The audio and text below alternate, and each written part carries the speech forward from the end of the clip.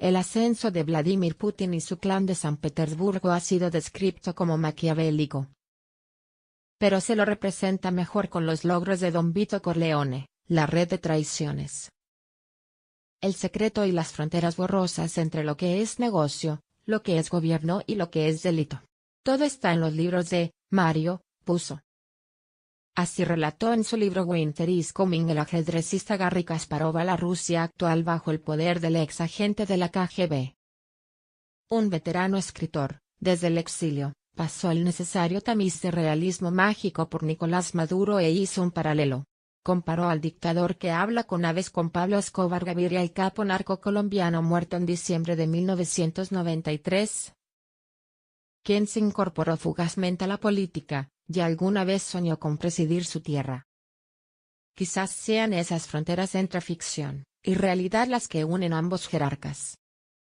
Pero sobre todo, lo hace la oportunidad y la necesidad. Putin sabe que su par venezolano depende más que nunca de sus buenas gestiones, su dinero y su potencial poder de fuego.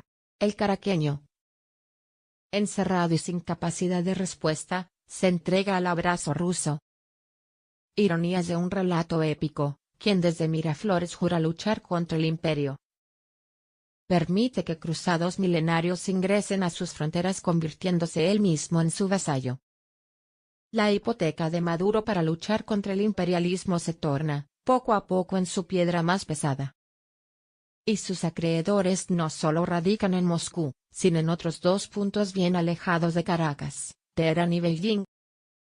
Las tres potencias ya desplegaron el mapa de Venezuela para repartírsela a cambio de mantener en el poder al chavista.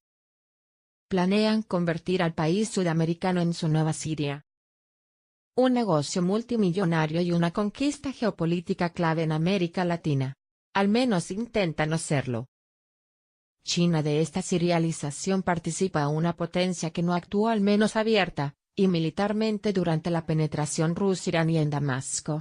Miraflores mantiene una deuda de más de $20.000 millones con China. En su principal acreedor. Imposible de pagar en el corto y mediano plazo.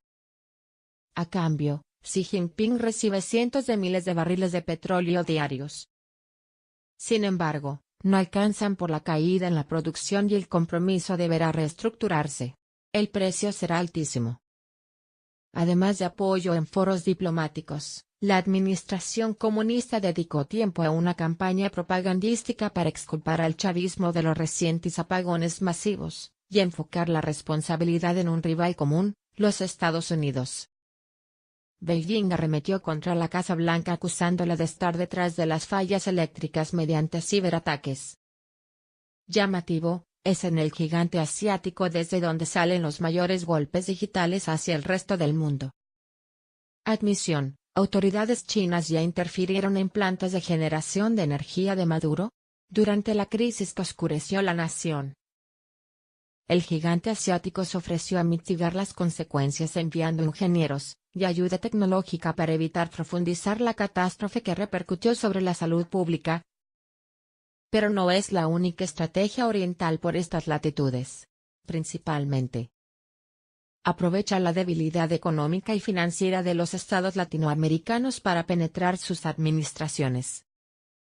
Un plan a fuerza de dólares frescos de los cuales después los gobiernos regionales quedan atados. Los venezolanos tardarán años en librarse de la encerrona. Juan Guaidó, presidente interino, convocó al gobierno asiático a cambiar su posición. Confío en que China, que conoce exactamente lo que ocurre en mi país, contribuya como la gran potencia que es a facilitar la transición política que necesitamos. Y añadió, China es el mayor importador de petróleo del mundo, y Venezuela cuenta con las reservas petroleras más grandes del mundo. Solamente por estas dos razones, la relación económica entre nuestras dos naciones crecerá, es un hecho inevitable. El líder opositor debería saber, sin inocencia, que pedirle respeto democrático a un sistema de poder centralizado resultará infructuoso y una pérdida de tiempo. A Zonana y no le preocupa quién gestione en Caracas. Y, de ser posible, quedarse con recursos naturales. solo le interesa cobrar sus deudas con intereses. La estrategia mandarina es diferente a la del resto que participa del desmembrado pastel. A menudo propone negocios inyectando capital líquido en la economía, dando vida a la corrupción y erosionando a los gobiernos necesitados. Así fue en Ecuador, cuando el régimen chino a través del banco Eximbank y la empresa constructora Sinohydro prometió resolver el déficit energético otra vez en tiempos de Rafael Correa y terminó generando una deuda confiscatoria.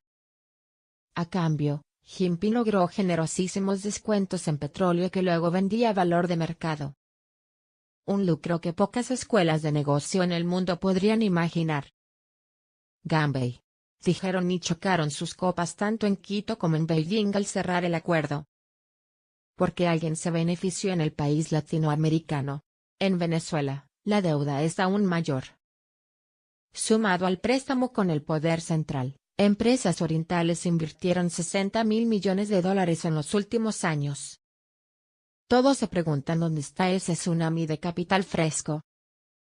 Rusia y ese desprecio por las instituciones de la democracia es lo que genera la empatía con Maduro y sus demás socios, Rusia e Irán. Igualmente Cuba ingresa en el particular club de amigos, aunque ahora solo como soporte ideológico y anímico. Ninguna de esas potencias le permitirá a la isla hacerse de algo que no le corresponda. Raúl Castro admitió algo por el estilo cuando dijo que se acercan tiempos difíciles para los cubanos. Como si los recientes y pasados hubieran sido fáciles. La situación podría agravarse en los próximos meses, dijo ante la asamblea. El dictador sabe que el desenlace se acerca. En última instancia Cuba responderá a la orden del Kremlin, el que corre con mayor ventaja para quedarse con la mayoría de los recursos venezolanos. Es que las deudas que mantiene Caracas con Moscú son impagables. Putin estira la agonía de su mal pagador como un acreedor paciente. Al final del día podría apropiarse más de lo que le deben. Será la garantía más pesada de la historia de Venezuela. Para que no se distraiga, el zar le envía mensajes a su amigo Maduro.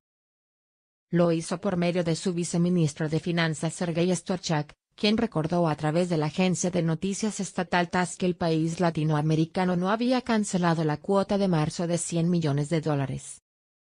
El funcionario ruso pronunció una declaración que nadie supo responder si se trató de una ironía: el pago se hará, probablemente.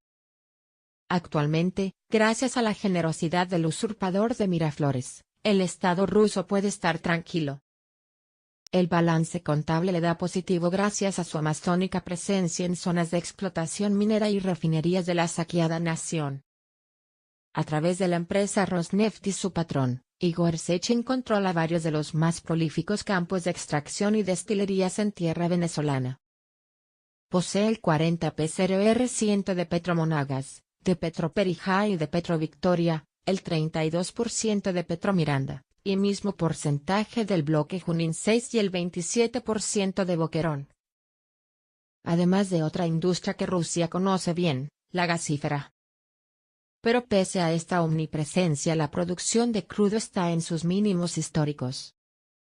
En 2018, la Organización de Países Exportadores de Petróleo, OPEP, estimó que había caído en un 37% respecto al año anterior.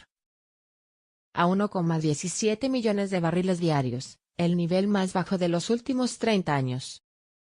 Las cuentas de Rosneft no resisten análisis en la lejana Sudamérica. El camino no presentó cambios.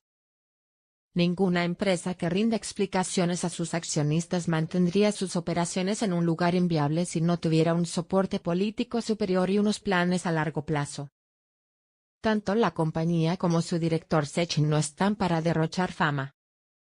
Ya fueron sancionados por el Departamento del Tesoro durante el intento de ocupación rusa de Ucrania. También el foco está en la minería venezolana. Más precisamente en las piedras que atesora su arco minero de Orinoco, donde se concentra una de las mayores reservas de oro y diamantes del continente. Esta área presenta una superficie de 114.000 kilómetros cuadrados con riquezas incalculables. Vasily Petrovich Koskurov es el otro delegado de Putin en Venezuela. La debilidad de cualquier zar. El general arribó el 23 de marzo a bordo de un Antonov An-124 junto a otros 100 oficiales rusos. Continúan llegando. El general trajo consigo tecnología para cuidar los bienes y capitales rusos en su nueva Siria. Es subcomandante del Comando Principal de las Fuerzas Terrestres, y llegó a Caracas como un protector de Maduro. Ni los propios chavistas. Nadie creyó esa versión. Su trabajo, junto al de Sechin, es claro, penetrar las malheridas estructuras hasta apropiárselas, antes de que China se quede con una porción mayor. Estas áreas son, militar, política, seguridad, petrolera, minera, tecnológica. El 30 de septiembre de 2015 Rusia inició su desembarco en Siria. Un país atravesado por una guerra civil inhumana que robó la vida de más de 500.000 de personas. Lo hizo conjuntamente con Irán, el régimen teocrático del Ayatollah Khamenei. Gracias a los carísimos servicios del comandante de la Guardia Revolucionaria Islámica, Qasem Soleimani, aplastaron a los rebeldes que se oponían a la dictadura de Bashar al-Assad. Heredero de una dinastía empecinada en regir los destinos de un pueblo devastado. Irán, la cercanía de Moscú y Teherán con Damasco hicieron más fácil la penetración para estas potencias. Se quedaron con la redacción de la Constitución, con puertos, pozos de crudo, energéticas y con las telecomunicaciones. Incluso con el poder de veto ante las decisiones que pueda querer tomar al-Assad. En América Latina, la movilización de tropas podría resultar más costosa. Así pues, la realizan a cuentagotas. Siria ya no es la misma, ni es dueña de sus bienes. El gobierno islámico prometió por medio de su canciller Muhammad Javad Zarif el envío de soldados de su temible Guardia Revolucionaria Islámica, recientemente declarada como grupo terrorista por los Estados Unidos. Cree que con ellos podría ganar tiempo y sumar aliados. Esta fuerza militar es una vieja conocida de la región. Maduro respondería afirmativamente. Gracias a sus artes infiltra miembros de Hezbollah en América Latina. Lo hace desde hace décadas, pero en los años de Hugo Chávez el intercambio no precisó de tanto planeamiento y clandestinidad. El chavismo le facilitó pasaportes e identidades a sus extremistas para que pudieran pasearse por toda la región. Ahora, la teocracia responde. No quiere perderse el negocio que significa para sus arcas su vínculo con Caracas, y pretende cuidar las espaldas del dictador que dice mantener diálogos celestiales con seres alados. Se los llama aeroterror y fueron iniciados en los tiempos en que Chávez se abrazaba con Mahmoud Ahmadinejad. Los vuelos unían ambas capitales, realizando una escala en Damasco. Esos negocios crecen por el aire. Ahora, en tiempos de Maduro, la vía aérea se reactivó. Mahan Air, la segunda compañía de transporte de Irán, realizará al menos un vuelo quincenal. ¿Hubo una reactivación turística en Venezuela en las últimas semanas? Sería naif pensar que cientos de iraníes quieran conocer hoy sus playas. Los vuelos circularán repletos, pero no de pasajeros. Cuba desde hace años, la Cuba de los Castro inyecta volumen ideológico en el repetido discurso chavista. Lo hacen nuevamente con vuelos diarios a la isla, petróleo y hasta con la importación de médicos. La Habana es generosa. A cambio, desde el continente pagan con barriles.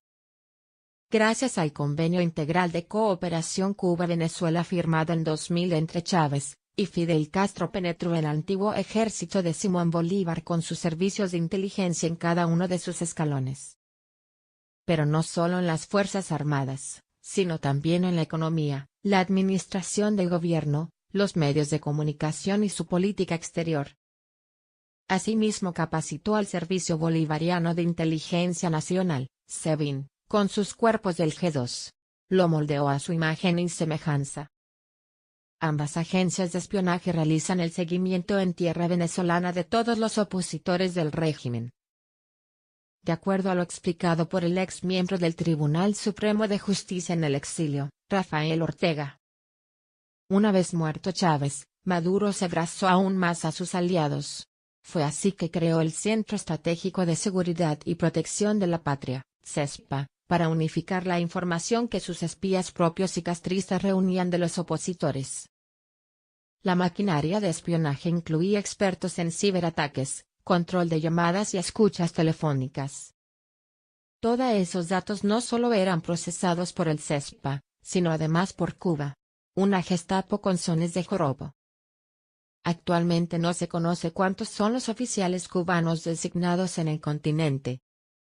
Algunos hablan de 20.000 hombres con la misión de cuidar las espaldas del caraqueño y su círculo íntimo. Eso sí, mientras los barriles continúen cruzando el Mar Caribe, algo que ha diezmado durante el desarrollo de la crisis. Las Fuerzas Armadas que aún continúan fieles al usurpador observan pasar otras tonalidades de uniformes impotentes. La serialización de Venezuela ha comenzado. Los inagotables recursos naturales de no lograr Guaidó, y la oposición a hacerse con el poder antes que tarde quedarían en manos de rusos. Ni siquiera de Maduro y sus cómplices más cercanos. Sirios, chinos, y cubanos, menos de venezolanos.